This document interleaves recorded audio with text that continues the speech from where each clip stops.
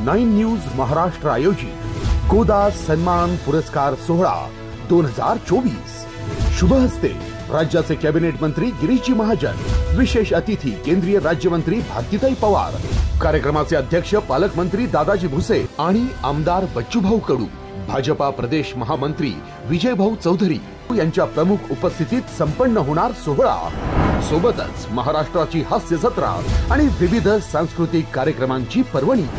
लक्षात असू द्या, 2 मार्च 2024 सायंकाळी 5 वाजता, ठिकाण रामकुंड पंचवटी नाशिक। आयोजक किशोर बिलसरे, अशोक कुटे, चिराग शर्मा।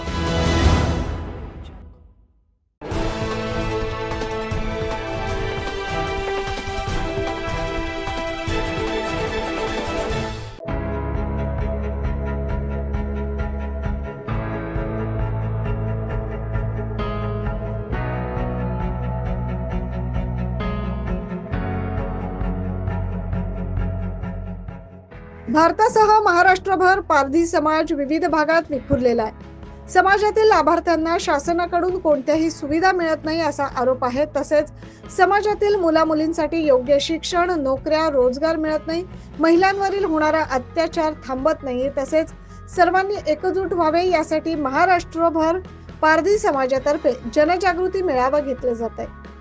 या जनजागृती मेळाव्याची सुरुवात नाशिक मधून करण्यात आली। समाजाच्या विविध मागण्यांसाठी लवकरच मंत्रालयावर पायी मोर्चा काढणार असल्याचा इशारा आदिवासी पारधी संघटनेचे मुकेश साळुंके यांनी दिलाय।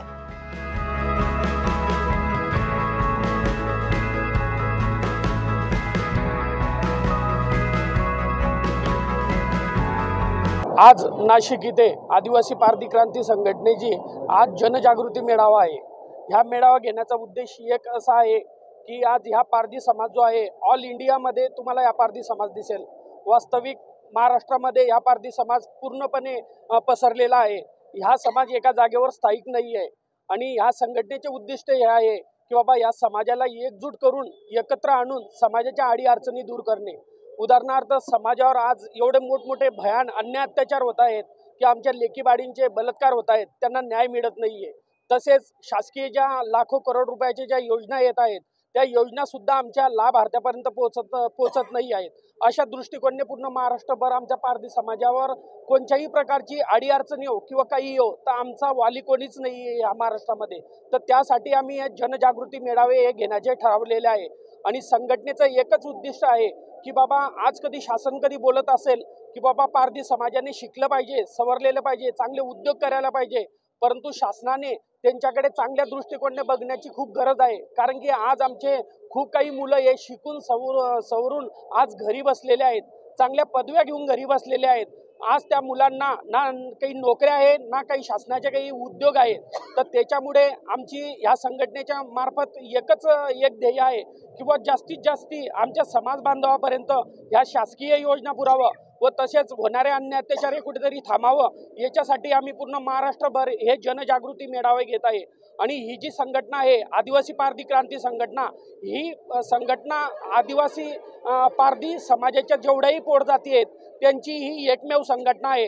आणि आमचा उद्दिष्ट आहे की जोपर्यंत आम्हाला न्याय मिळत नाही तोपर्यंत आता आम्ही शांत बसणार नाही आणि त्याच्यासाठी आम्ही पूर्ण महाराष्ट्रभर हे पारधी समाज पेटून उठणार आहे। त्याच्यासाठी आमची पुढची जे ध्येय आहे, जे रूपरेषा आहे, तर आमची एक देवस्थान आहे आपलं विदर्भामध्ये औदा। तर तिथून आम्ही आमच्या पारधी समाज बांधवाच्या ज्याही अडी अडचणी असतील किंवा होणारे अन्याय अत्याचार असतील किंवा आमचे सुशिक्षित बेरोजगार मुलांचे जे प्रश्न असतील ते प्रश्न सर्व हातात घेऊन आम्ही तिथून पायदल मोर्चा या मंत्रालयावर काढणार आहे। आणि जोपर्यंत शासन आमच्या या मागण्या पुरे करत नाही तोपर्यंत आम्ही या मोर्चा मागे घेणार नाही, अशी आमची पूर्ण रूपरेषा ठरलेली आहे। जय आदिवासी, जय भारत। आदिवासी पारधी क्रांती संघटनेचा प्रदेश महासचिव आज नाशिक शहरामध्ये पारधी समाज जनजागृती मेळावा आयोजित करण्याचा मुख्य उद्देश गेल्या 40 ते 50 वर्षापासून नाशिक शहरात आमचा पारधी समाज बांधव हा मोठ्या प्रमाणात वास्तव्य करत आहे। पण विखरलेला पारधी समाज बांधव असताना आज आदिवासी पारधी क्रांती संघटनेच्या वतीने हा सर्व समाज विखरलेला एकजूट होऊन एका छताखाली येऊन या समाजाची चांगल्या पद्धतीने ताकद निर्माण करून समाजाचं अस्तित्व तयार करण्याचं काम ही आमची आदिवासी पारधी क्रांती संघटना करत आहे। तसेच आज या आदिवासी विकास विभागाच्या ज्या छोट्या मोठ्या योजना आहे त्या आमच्या सर्वसामान्य गोरगरीब वंचित शोषित पारधी बांधवांना त्या योजनेचा लाभ मिळाला पाहिजे यासाठी ही संघटना काम करते।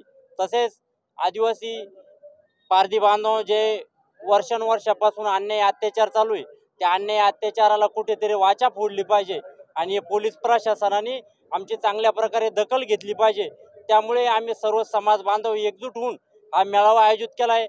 भविष्यामध्ये अशाच पद्धतीने आम्ही मेळावा आयोजित करून आंदोलन मोर्चे उपोषण काढण्याची आम्हाला वेळ आली तरी भविष्यात आम्ही करणार आहोत। आज नाशिक शहरामध्ये आदिवासी पारधी क्रांती संघटनेच्या माध्यमातून पारधी समाज जनजागृती मेळाव्याचं आयोजन केलेलं आहे आणि या जनजागृती मेळाव्यासाठी संपूर्ण नाशिक जिल्ह्यातून सगळे पदाधिकारी सगळे पारधी समाज बांधव इथे उपस्थित झालेले आहेत आणि या मेळाव्यानिमित्त आम्ही सर्व समाजासाठी सर्व जनजागृती करणार आहोत आणि समाजासाठी यापुढे आमची वाटचाल काय असेल, संघटनेची वाटचाल काय असेल, संघटना यापुढे काय काम करणार आहे, तसेच पारधी समाज बांधवांसाठी ज्या योजना आहेत त्या कशा राबवायच्या आणि त्या योजनांचा लाभ कसा घ्यायचा। आत्तापर्यंत ज्या योजनांपासून पारधी समाज लांब होता त्या योजना तळागाळापर्यंत पोहोचत नव्हता, परंतु आदिवासी पारधी संघटनेच्या माध्यमातून या योजना आम्ही त्यांच्यापर्यंत पोहोचवण्याचा प्रयत्न करणार आहोत आणि यापुढे ही संघटनेचं आमचं काम जोरदार चालू राहणार आहे आणि आमची पूर्ण जी संघटना आहे ती तळागाळापर्यंत पोहोचून आमच्या संघटनेचे अध्यक्ष माननीय मुकेश भाऊ साळुंखे यांनी महाराष्ट्राच्या कानाकोपऱ्यात ही संघटना पोहोचवण्याचं काम केलेलं आहे आणि आज त्यांच्या उपस्थितीत हा नाशिकमध्ये पारधी समाज जनजागृती मेळावा संपन्न होत आहे आणि याचा आम्हाला खूप आनंद आहे आणि याच पद्धतीने आम्ही संघटनेच्या माध्यमातून जोरदार काम करणार आहोत। जय हिंद, जय महाराष्ट्र।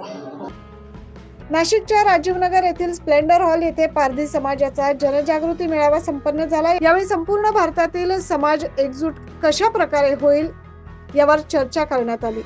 समाजामध्ये होत असणारे अन्याय कसे थांबवता येतील तसेच शासनाच्या विविध शासकीय योजनांचा लाभ कसा घेता येईल यावर देखील चर्चा झाली।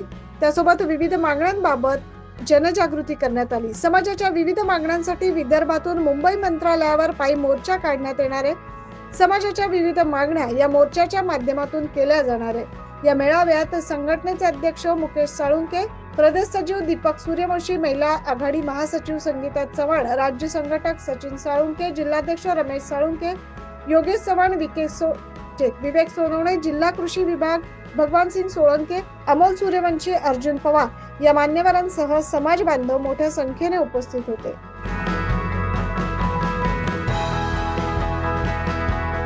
9 न्यूज महाराष्ट्रासाठी प्रतिनिधी इसाक कुरेशी।